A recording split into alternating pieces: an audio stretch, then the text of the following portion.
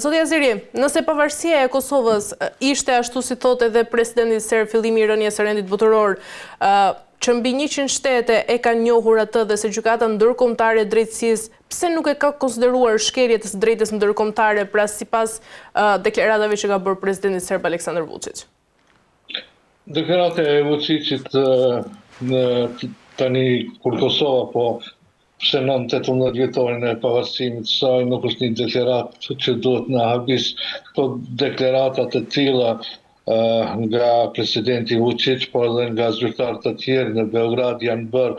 në çdo përvjetor të pavarësisë së Kosovës. Kishte edhe deklarata të tjera kur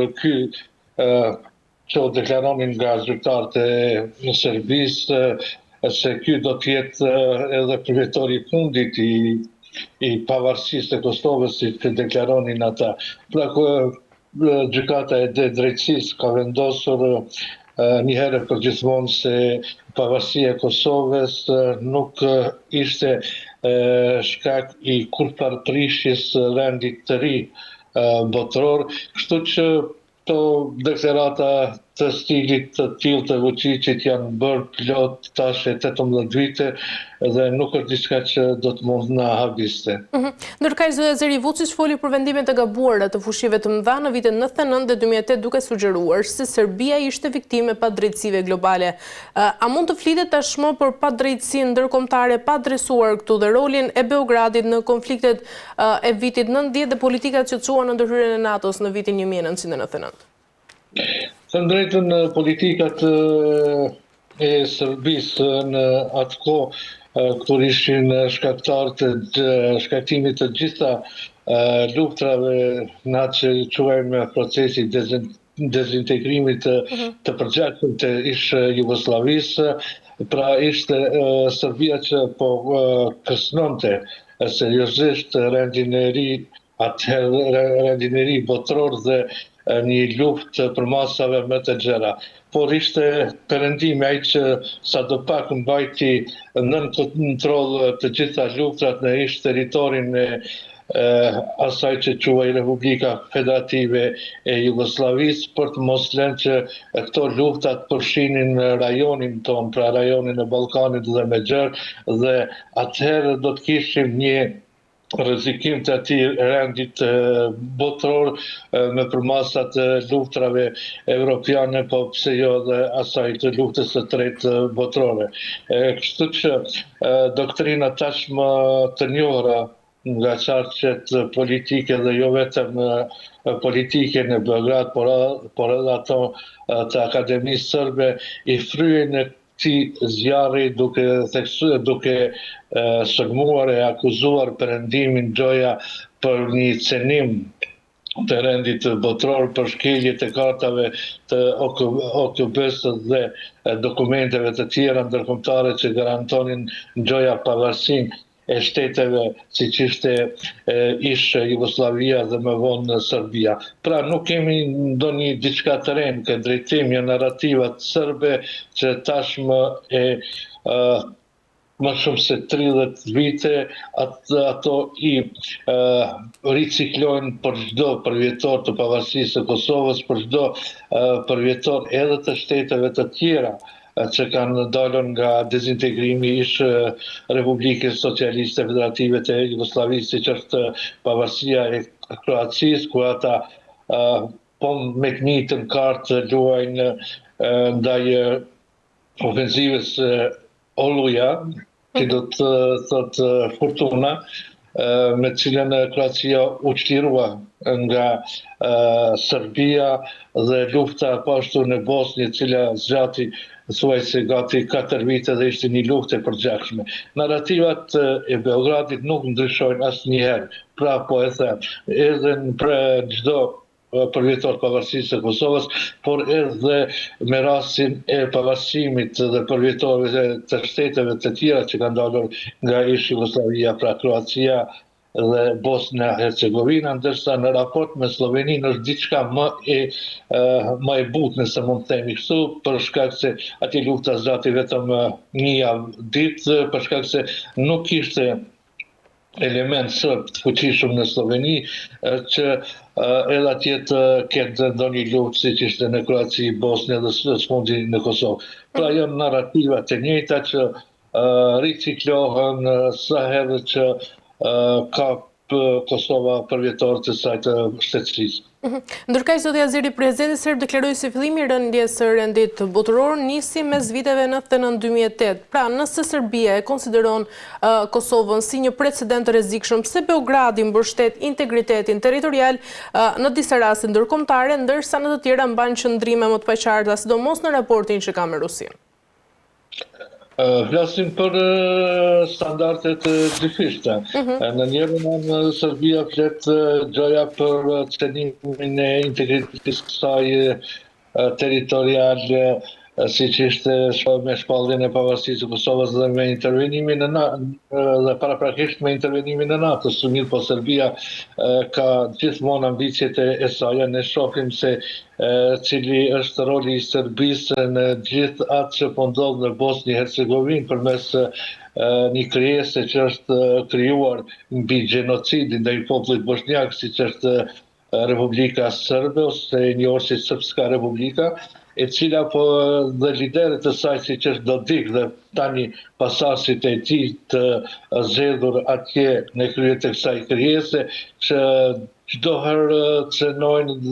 dhe rrezikojnë integritetin dhe sovranitetin e Bosnjë-Hercegovinës duke u mbështetur nga Beogradi. Pra kemi të bëjmë me standarde dyfishta. Kur është çështja e Kosovës, Serbia fillon të vajtojë se gjoja njohja e pavarësisë së Kosovës e paraprakisht intervenimi i NATO-s për të shpëtuar një popull nga gjenocidi serb janë sulme si thojnë ata të ndaj rendit të ri botëror, ndaj sovranitetit dhe integritetit të një shteti, gjoja të njohur nga Organizata e Kombeve të Bashkuara, por ata çdo herë veprojnë në të kundërten kur e thonë këtë për vete në raport me Bosnjë-Hercegovinën, por edhe në raport me Rusi, që Serbia heshtur azi mbështet gjithë luftën e Rusisë, qoftë në Bosnjë-Hercegovinë, në Ukrainë, në kërkoj falje, por edhe në kërcënimet e saj që u bën edhe shteteve të tjera të Bashkimit Evropian apo konflikteve që ka pasur brenda teritorit të Rusisë, siç ishte ai konflikti jo shumë i largët në Çeçeni dhe republika të tjera, të cilat kërkonin pavarësimin nga Rusia. Ndërkaq, zoti Azeri, pas 18 vitesh nga shpallja e pavarësisë së Kosovës, tashmë Kosova ka institucione funksionale dhe marrëdhënie ndërkombëtare në zgjerim. A nuk është tashmë koha që Serbia të kalojë nga narrativa e mohimit drejt një strategji realiste, po them, që synon këtu normalizimin përfundimtar dhe përfitimet konkrete për qytetarët serb dhe shqiptar? Thëmë drejtën, do të ishte mirëpritur ajo ditë kur Serbia do të fillon të kuptonte dhe se Kosova tashmë është realitet, është një Kosovë, një shtet i pavarur, i njohur nga më shumë se 100 shtete, këto antarët e Organizatës së Kombeve të Bashkuara, antarët e Bashkimit Evropian dhe të tjera. Megjithatë nuk mund pritet një ndryshim i këtij kursi të Beogradit, për aq sa kohë nuk ka një tërësni, qoftë nga Bashkimi Evropian, qoftë nga perëndimi në përgjithësi. Megjithatë, unë do të ceku këtu letrën e urimit që bëri presidenti Macron në 18 dhjetorin e pavarësisë së Kosovës, drejtuar presidentës Osmani, kur ai kërkon që të ketë gatishmëri të Kosovës për të normalizuar marrëdhëniet fuqishore me Serbinë, e që është një nga kushtet për Kosovën për të vazhduar kursin e saj drejt antarësimit në Bashkimin Evropian, por edhe në organizata të tjera ndërkombëtare. Dhe ne shohim se e njëjta gjë po i kërkohet edhe Serbisë, ku tashmë kemi një bllokim të kapitujve të Serbisë nga Bashkimi Evropian, ku është thënë edhe Beogradit zyrtar se normalizimi i marrëdhënieve me Kosovën do të rifillojë edhe hapja e kapitujve të Serbisë për antarësim drejt bllokut. Pra, është vetëm kjo si instrument apo si një lloj trysnie drejt Beogradit që do të mund t'ja ndryshonte kursin e saj dhe Serbia fillonte të sillet si një shtet normal ndaj fqinjit të vetë në këtë rast ndaj Kosovës dhe të stabilizonin e të avanconin marrëdhëniet e tyre si dy shtete fqinje. Ndërkaq, zotja Zeri Vučić deklaroi se Serbia nuk u kthye duke paraqititur situatën si një betejë rezistence kombëtare. A e forcon kjo retorik pozicionin ndërkombëtar të Serbisë apo e mban tashmë vendin në një konflikt të ngrirë që ndoshta pengon këtu dhe integrimin evropian? Kjo mban patjetër konfliktin e ngrirë, po ashtu mban edhe të penguar proceset e antarësimit të Serbisë drejt bllokut evropian. Megjithatë, janë edhe këto deklarata, duhet parë edhe në prizmin e një diskursi të brendshëm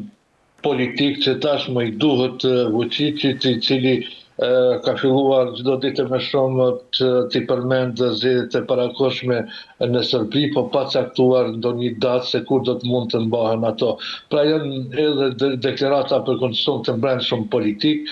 për të luajtur në një farë formë edhe me ndjenjat nacionaliste, ku Vučić llogarit se do të ketë vota për partinë e tij, edhe pse në disa raste ai deklaron se më nuk do të kandidoj në zgjedhjet e ardhshme në Serbi, megjithatë nuk është shumë për t'y besuar, pasi që ne po shohim se rajoni i Ballkanit tashmë kemi lider autokrat të cilët jo lehtësisht lënë pushtetin e aq më pak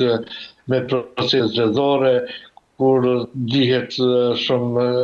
qarta proceset zgjedhore në Ballkanin përgjithësi janë procese që manipulohen shumë lehtë dhe ata që janë në pushtet kanë edhe një favor. Pra nuk mund të shohim një garë të barabartë në një proces të barabartë të zgjedhjeve dhe gjitha këto deklarata të presidentit Vučić bëhen edhe për këtë arsye. Pra, arsye që të ketë një lloj avantazhi në zgjedhjet e parakohshme parlamentare që pritën të bëhen në Serbi, pritet qershori ose shtatori i këtij vitit, megjithatë akoma nuk është caktuar ndonjë datë. Por them edhe një herë, narrativa serbe, narrativa nacionaliste në raport me Kosovën do të vazhdojë derisa, siç e tham edhe më parë, nuk ka një trysni të vendosur nga Bashkimi Evropian, por edhe nga perëndimi në përgjithësi që Serbisë t'i bëhet shumë e qartë në raport me Kosovën, se duhet t'i normalizojë marrëdhëniet si dy shtetet fqinje, për të vazhduar procesin e saj drejt integrimeve në Bashkimin Evropian, por edhe për të pasur një respekt të saj në arenën ndërkombëtare. E qartë. Zotja Zeri, ndërkaq do doja të rikthehesha pak tek Tribunali i Hagës. Prej vitesh procesi në dhomat e specializuara ka ngritur pikpyetje mbi balancën e drejtësisë ndërkombëtare dhe shumë në Kosovë këtë e shohin si një gjykatë që trajton vetëm njërin palë të konfliktit.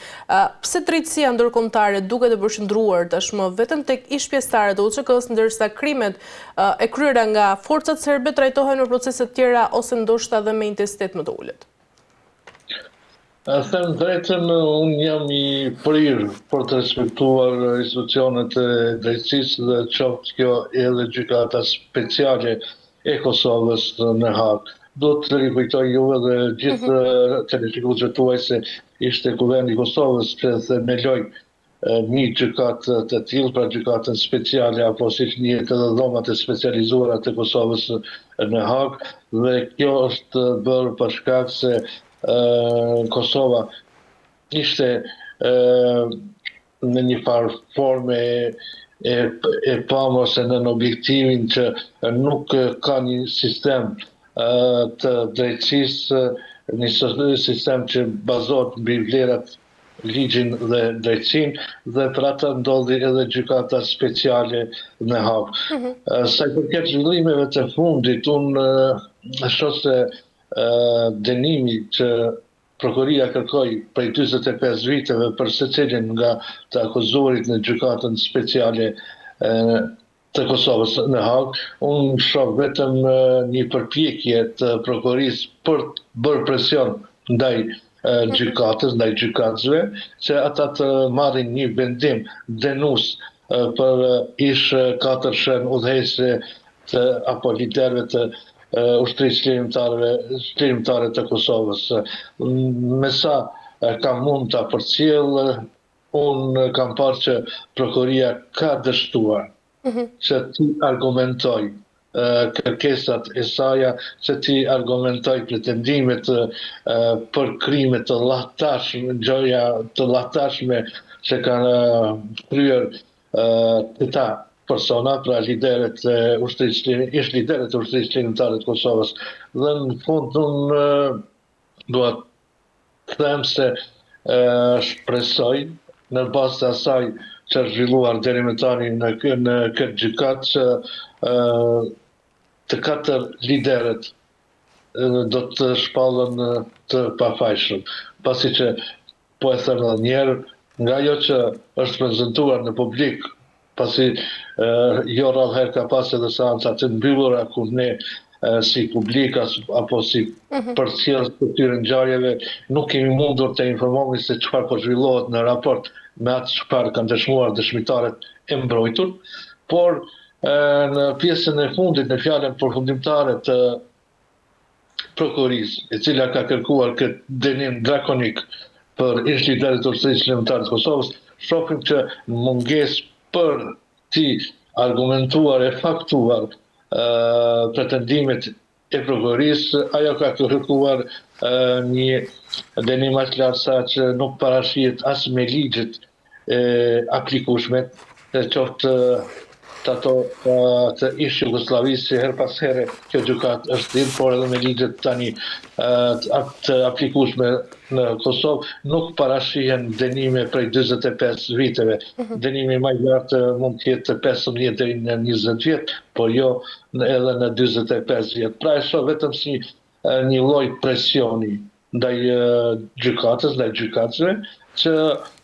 përfundimi apo epilogu i këtij procesi të jetë në favor të prokurisë. E qartë, mirë, zoti Azeri, për ta mbyllur, ndërkaq shpytja e fundit, vendimi i ardhshëm nuk do të jetë vetëm juridik, por sigurisht edhe politik në ndikim. Mendoni se Haga është e vetëdijshme për peshën historike dhe shoqërore të këtij vendimi që do të mund të japë dhe përbesojet që mund të ketë në stabilitetin e brendshëm të Kosovës? Natyrisht Haga e ka këtë është e vëmendshme për gjithë se cili do të jetë epilogu dhe i këtij procesi dhe sa do të ndikojë ai në raport, qoftë me stabilitetin e brendshëm në Kosovë, por qoftë edhe me imazhin e Kosovës në arenën ndërkombëtare. Megjithatë, unë pres që ky proces të përfundojë në favor të 4 liderëve të ushtrisë çlirimtare të Kosovës, dhe Kosova të mos dalë dëmtuar nga ky proces, qoftë në aspektin e brendshëm, qoftë edhe për imazhin e saj ndërkombëtar dhe për proceset eurointegruese të saj, siç është antarësimi në Bashkimin Evropian, por edhe në NATO dhe Organizatën e Kombeve të Bashkuara, që një dënim që do të mund të vinte për këtë katërshe, atëherë do të vështirësonte patjetër proceset eurointegruese të Kosovës në blok, në NATO dhe më vonë në Organizatën e Kombeve të Bashkuara, por që do të jetë edhe një faktor destabilizues edhe në aspektin e brendshëm, pasi që askush nuk do të mund të parashitet se çfarë do të ndodh tani me Kosovën, qoftë po e përsëris edhe një herë në arenën ndërkombëtare, qoftë edhe në aspektin e brendshëm të saj, ku do të kishte mjaft vështirësi në funksionimin e saj. E qartë, mirë, zoti Azeri, kemi arritur në fund.